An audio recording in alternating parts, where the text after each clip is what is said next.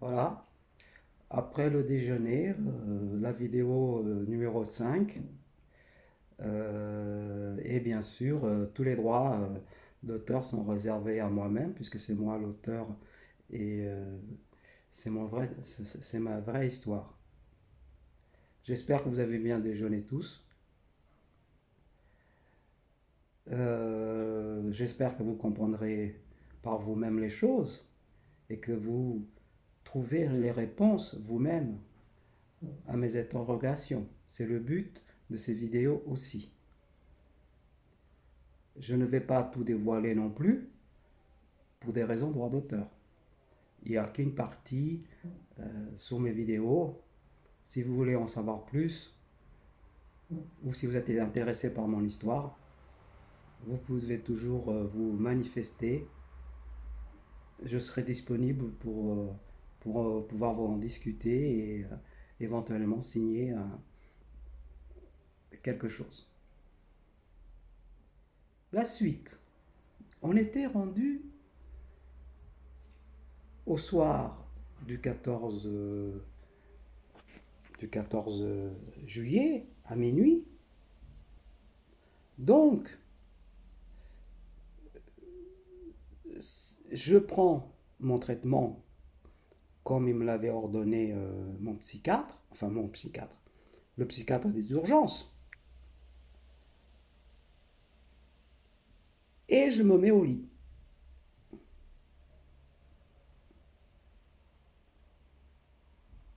Qu'est-ce qui va se passer cette nuit-là? Ah, ça, c'est une bonne question. Eh bien, je ne vous le dirai pas. On va garder un peu de suspense et on va tout de suite démarrer une autre histoire qui part, qui part quelques jours après,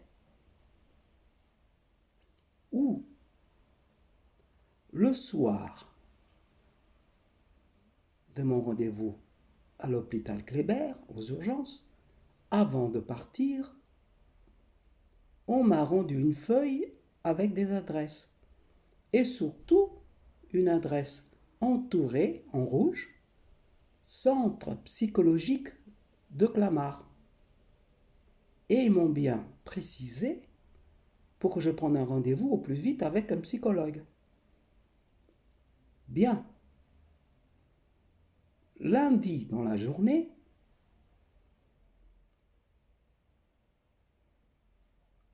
je téléphone au centre psychologique de Clamart pour un rendez-vous. Le standard me répond, voilà, je viens de la part des urgences, tout ça. Je raconte un peu l'histoire. Et la standardiste me dit, Monsieur, nous n'avons pas de psychologue disponible actuellement, car par rapport au Covid, ils sont tous très occupés. Vous ne pourrez pas avoir de rendez-vous avec un psychologue. Mais on a aussi des infirmières qui sont là pour, euh, pour compenser la perte des psychologues. Et on va vous donner un rendez-vous avec une infirmière si vous voulez bien. Moi, je dis oui, bien sûr, je prends le rendez-vous et quelques jours après, je vais à mon rendez-vous en début d'après-midi. Je crois que c'est sur les 14 heures de l'après-midi. Donc, quelques jours après, je vais à mon rendez-vous à pied, parce que c'est pas loin, et puis ça me fait du bien de marcher. J'en ai besoin par rapport à ma situation, par rapport à mon équilibre psychologique, par rapport à beaucoup de choses qui se passent. Euh, je me rends à pied à ce rendez-vous. J'ai du mal à trouver le centre parce qu'il est très très mal indiqué. Il est dans une impasse. Moi qui suis très très organisé avec mon téléphone, avec mon GPS et tout, j'ai du mal à trouver. Mais mais je finis par le trouver finalement. Bien sûr, à cause des consignes sanitaires de Covid, je sonne et puis je dois attendre qu'on vienne me chercher. Bien, j'attends 5 10 minutes dehors sur un palier avec une chaise, comme tout confort. Je ne me sens pas inquiet. Au bout de quelques minutes, donc, il y a une dame qui vient me chercher. On va dans une salle à part, elle me prend la température avant de rentrer et tout. Moi j'ai le masque, l'infirmière a le masque. Très vite, aussitôt que je m'assois, je lui demande quelles sont vos qualifications. J'avais besoin d'être assuré, j'avais besoin d'avoir des repères pour pouvoir me confier à cette personne. Et en plus, avec les masques, vous comprenez bien que c'est pas évident. Ça aussi, c'est une belle connerie. Vous allez voir votre médecin avec le masque, vous allez voir votre psychiatre avec le masque, vous allez voir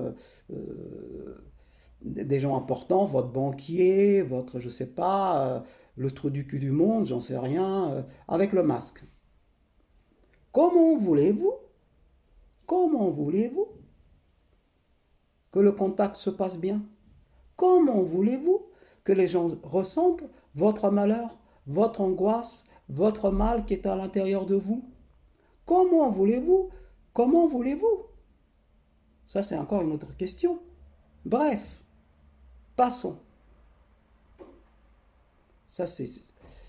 Il doit y avoir des drames par rapport à cette histoire de masque, vous vous rendez compte? Vous allez chez le médecin, vous allez voir un psychologue, vous allez voir un psychiatre, vous allez voir votre banquier, vous allez voir des gens importants qui vous soignent, qui prennent soin de vous, ou pour une signature, je ne sais pas, pour le travail, et vous êtes masqué. Et vous êtes masqué, et la personne qui est en face de vous est masquée. Waouh! Waouh! Personne ne dit rien. Tout ça. Je suis récemment allé voir mon banquier. On était tous les deux masqués. Tiens, tiens, c'est normal, c'est logique. Vous allez parler des affaires importantes, des choses intimes de votre vie. Je suis allé chez le psychiatre une semaine, je ne sais plus, quelques jours après, mais là c'était un rendez-vous privé que mon ami avait pris lui-même parce qu'il y avait urgence. Pareil, pareil. Je vais à Paris avec tous les consignes sanitaires et tout, avec mon gel, avec mon masque. Je vais chez le psychiatre, j'ai du mal à trouver le psychiatre. J'arrive, on me fait attendre dans la salle d'attente avec le masque. Il me reçoit avec son masque, moi avec son masque. Il m'avait jamais vu, je l'avais jamais vu. Il rentre dans ma vie intime. J'y confie des choses, des dossiers, des ordonnances, des machins, des trucs, des machins. Et tous les deux, nous sommes masqués. Ah, on fait comment là? Est-ce normal? Est-ce logique? Est-ce que c'est naturel?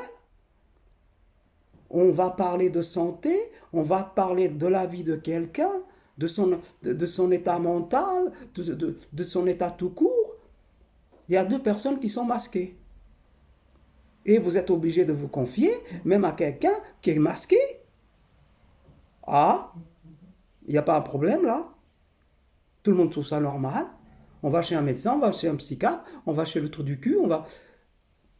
Et on est masqué. Et on voit pas le sourire des gens. On voit pas leurs expressions. Est-ce qu'ils nous écoutent bien? Est-ce qu'ils sont attentifs à ce qu'on leur dit? Est-ce qu'ils sont d'accord? Est-ce qu'ils sont pas d'accord? Est-ce qu'ils nous prennent pour un con? Voilà la vraie question qu'on peut se poser, non? Mais là, quoi faire? Quoi faire? On a beau dire, on a beau faire, démerdez-vous, mesdames et messieurs. Démerdez-vous. Démerdez-vous. Prenez soin de vous, c'est à vous de prendre soin de vous, parce que personne dans la vie prendra soin de vous. Voilà la réalité. À qui faire confiance? Au gouvernement? À un médecin? À un infirmier? À un psychiatre? À un psychologue? À votre banquier? à votre marchand, à votre pharmacien. Tiens, celui-là, j'avais oublié, tiens. Le pharmacien. Le pharmacien. Figurez-vous que le pharmacien, je suis allé aussi masqué. Et lui, peut-être qu'il était masqué, c'était au début du mois de juillet, je ne m'en souviens plus. Mais bref, lui, il m'avait jamais vu. Il m'avait jamais vu. J'y suis rentré parce que l'autre pharmacie n'avait pas le traitement. En fait, j'ai pas fait une pharmacie, j'en ai fait deux à Paris. Presque dans la même rue. Dans une grande place. Mais ce pharmacien ne m'a jamais vu. Ni d'Adam, ni Ève. Je rentre, masqué. Je lui donne l'ordonnance. Il me manquait l'exomil. Paf. Ni bonjour, ni merci, ni au revoir. Paf. Il me donne ça comme des bonbons. Et il ne m'explique pas. Monsieur, l'exomil, ça se prend comme ça, comme ça, comme ça. Rien. Rien. Est-ce que c'est moi qui suis fou? Est-ce que c'est moi qui délire? Ou est-ce que c'est les autres qui se comportent mal envers moi et envers certains? Là, c'est une bonne question. Mais, faut-il encore le prouver? Faut-il encore le prouver que ce pharmacien l'a fait exprès? Faut-il encore le prouver? Parce qu'il m'a demandé ma carte vitale, il m'a demandé ma mutuelle. Il a bien vu que j'étais à 100%, ce monsieur. Mais, est-ce qu'il l'a fait exprès? Ah.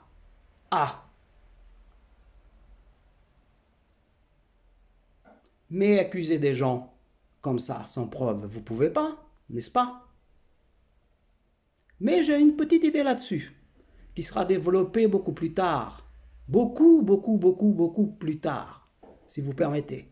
Parce qu'on va revenir à l'histoire initiale.